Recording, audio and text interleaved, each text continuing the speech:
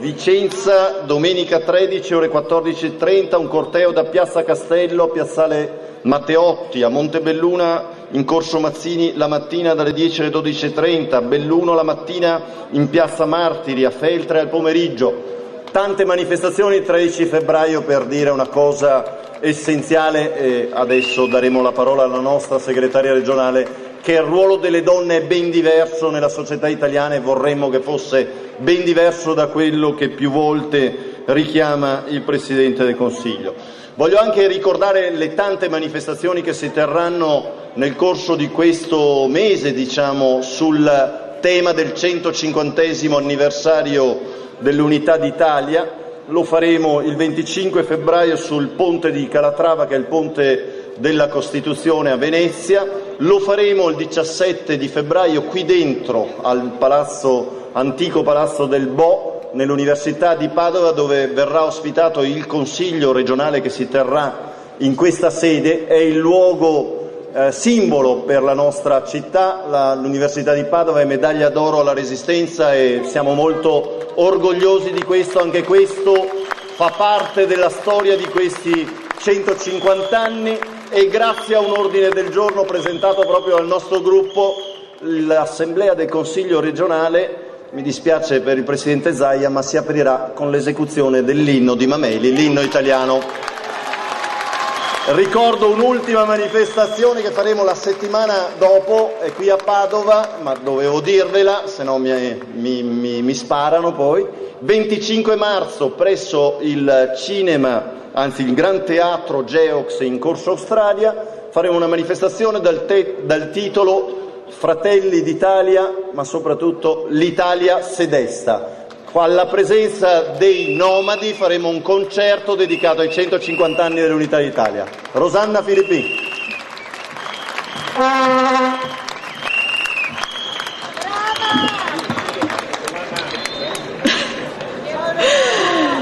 Grazie. Grazie a tutti, di cuore e con grandissimo affetto. Grazie a tutti voi che siete qua oggi, questo pomeriggio, in questa piazza. A volte sarebbe più semplice occuparsi degli affari propri e stare a casa propria. E invece no, siamo qua a combattere per un paese più giusto e più solidale. Grazie a quelli che sono venuti su questo palco a dire che cosa significa essere oggi un ragazzo che studia, o un disabile, o un amministratore, o un lavoratore, o un cittadino. Grazie a Flavio Zanonato e Laura Puppato per come hanno parlato dei problemi di questa nostra regione, con la forza della passione e quella della verità. In politica, passione e verità dovrebbero essere la cosa normale. E invece in questo nostro strano paese, che cosa è normale e cosa non è normale? Ad esempio in Italia è normale, nel senso che accade ogni giorno, che le cronache della politica siano la rubrica sui vizi privati del nostro Premier. Ormai tutti noi, tutti gli italiani sanno qualunque cosa accada nella villa di Arcore, solo non sanno che cosa proponga il primo ministro per uscire dalla crisi. Oggi in Italia è normale che quasi non ce ne stupiamo più, che il capo del governo sia sospettato di fare sesso a pagamento con donne che potrebbero essere le sue nipoti prima di quelle di Mubarak. Oggi in Italia è normale perché sembra anche un lusso sottoporre le parole alla verità e alla verifica dei fatti. Che un leader politico come Silvio Berlusconi, per il 16° anno consecutivo, dica di voler abbassare le tasse, di dare una scossa all'economia, di avanzare un grande progetto di rinnovamento, di cambiamento di questo Paese, mentre il suo governo aumenta il carico fiscale, gonfia il debito pubblico e non dà nessun stimolo utile per la ripresa. Oggi in Italia è normale, mentre i tribunali scoppiano per carenza di risorse e di personale, che l'unica riforma della giustizia di cui si parla siano le leggi ad personam per salvare il signor Silvio dai suoi processi o colpire l'autonomia della magistratura.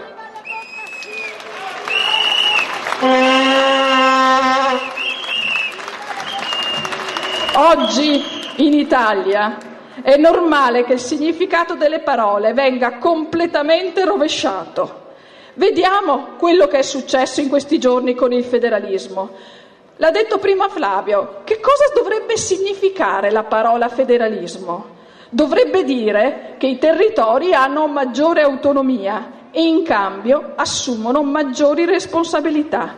E invece il progetto del governo riduce l'autonomia degli enti locali perché dà più centralismo e più poteri a Roma, minore autonomia per i comuni, non li responsabilizza, non distingue fra comuni virtuosi e comuni spreconi, porta più tasse per i lavoratori dipendenti impensionati, porta più tasse per le piccole e medie imprese, porta disparità intollerabili per i comuni fra quelli privilegiati e quelli svantaggiati, anche all'interno della stessa regione.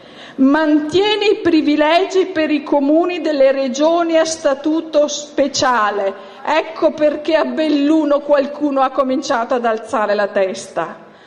Porta confusione ed incertezza. Il sistema fiscale diventerà un labirinto dentro il quale il cittadino non riuscirà a capire dove andranno le sue tasse.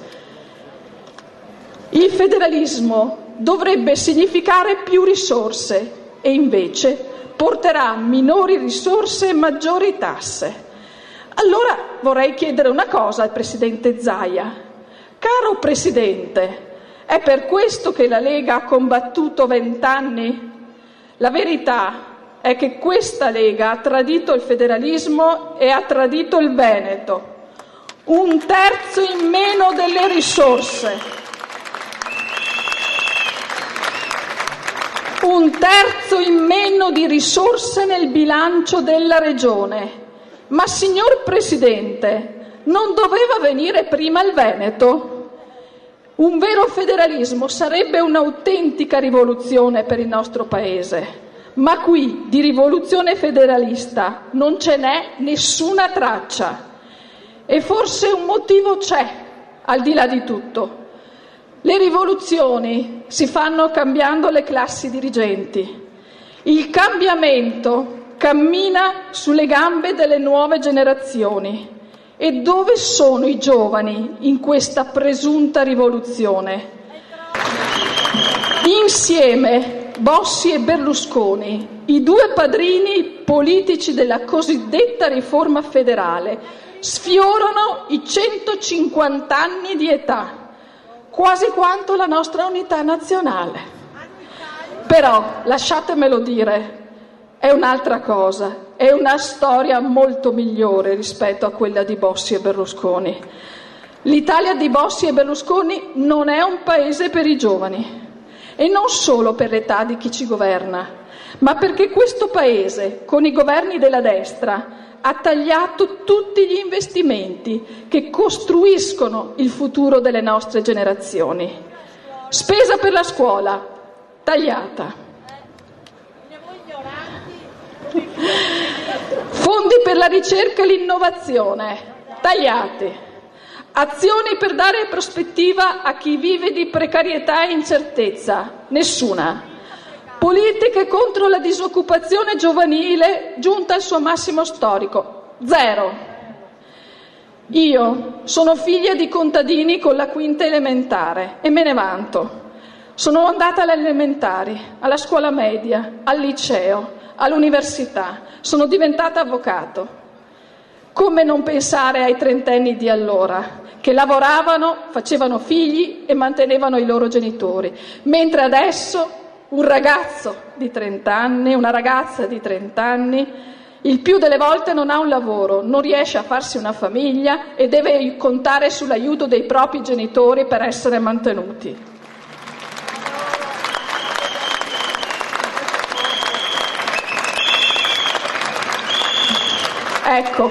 Ecco perché noi siamo qua oggi, perché noi del Partito Democratico dobbiamo raccogliere la bandiera dell'innovazione, del cambiamento, del futuro, insomma, della speranza. E è il Partito Democratico che può e deve offrire un'alternativa. E può farlo solo a partire dal rapporto con il paese vero, con le persone reali, con la gente concreta, un rapporto con un paese che è diverso da quello che appare nei telegiornali, dove comanda il conformismo a senso unico. Per questo siamo qui, in questa bella piazza veneta italiana, perché il Veneto e l'Italia sono migliori di chi li governa nel chiuso del loro palazzo. Il Veneto e l'Italia sono migliori di chi guarda solo ai propri interessi personali e di parte. Il Veneto e l'Italia sono migliori di chi chiude gli occhi quando calpestano i suoi diritti. Il Veneto e l'Italia sono migliori di chi pensa che chi ne ha più bisogno debba arrangiarsi. Il Veneto e l'Italia sono migliori di chi pensa che il merito non conti e che per andare avanti ci si debba vendere a qualunque costo. Il Veneto e l'Italia sono migliori di chi pensa che il senso dell'onore, della sobrietà, dell'integrità siano una roba d'altri tempi. Il Veneto e l'Italia sono migliori di chi se ne frega di chi verrà dopo di noi. Oggi è solo l'inizio. Questa giornata è solo l'inizio della nostra mobilitazione, che proseguirà in ogni città, in ogni comune, nelle prossime settimane, nelle nostre case, nelle case dei nostri amici, nelle case dei nostri vicini. L'alternativa c'è. L'alternativa è il Partito Democratico e le sue proposte che porteremo ovunque, in ogni città, in ogni piazza, in ogni casa. L'alternativa è una grande alleanza civica e democratica, dove noi saremo in prima fila, soprattutto come donne, perché sappiamo che è arrivato il momento decisivo, è il momento di dire se non ora, quando. Perché